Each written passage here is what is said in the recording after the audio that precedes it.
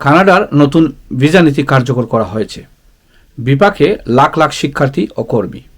আসসালামু আলাইকুম, welcome back to another blog. কানাডায় নতুন ভিসা নীতি কার্যকর করা হয়েছে। এতে বিপাকে রয়েছেন অনেক ভারতীয় সহ বাংলাদেশি শিক্ষার্থীরাও।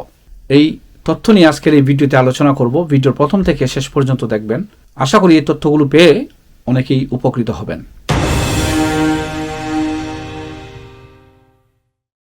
কানাডায় সম্প্রতি নতুন ভিসা নীতি কার্যকর করা হয়, যার ফলে সীমান্তে কর্মরত কর্মকর্তারা অস্থায়ী ভিসা বাতিলের ক্ষমতা পাচ্ছেন।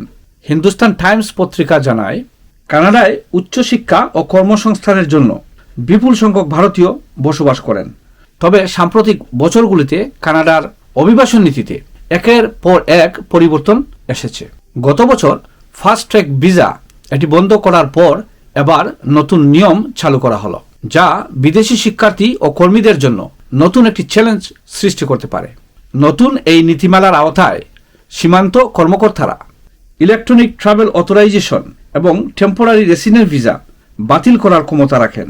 এর অর্থ হল, তারা এখন প্রয়োজন মনে করলে শিক্ষার্থী এবং ওয়ার্ক পারমিট এমনকি স্টুডেন্ট ভিসাও কিন্তু বাতিল করতে পারেন, যদি তারা মনে করেন যে সংশ্লিষ্ট ব্যক্তি ভিসার শর্ত পূরণ করতে পারছেন না বা মেয়াদ শেষে কানাডা ছেড়ে আবার নিজ দেশে যাবেন না।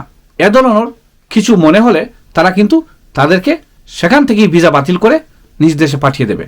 আর যদি কোনো আবেদনকারী আবেদনের সময় কোনো তথ্য গোপন রাখেন এবং ভুল তথ্য দেন, এমনকি কোনো অপরাধমূলক কোনো রেকর্ড থেকে থাকে, যদি কোনো শিক্ষার্থী বা কর্মী নির্দিষ্ট সময়ের মধ্যে পড়াশোনা বা কাজের অনুমতি না নেন।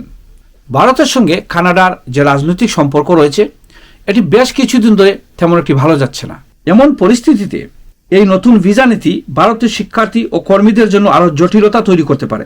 এর ফলে কানাডায় পড়াশোনা ও কাজের জন্য আগের মতো ভিসা পাওয়া সম্ভব নাও হতে পারে।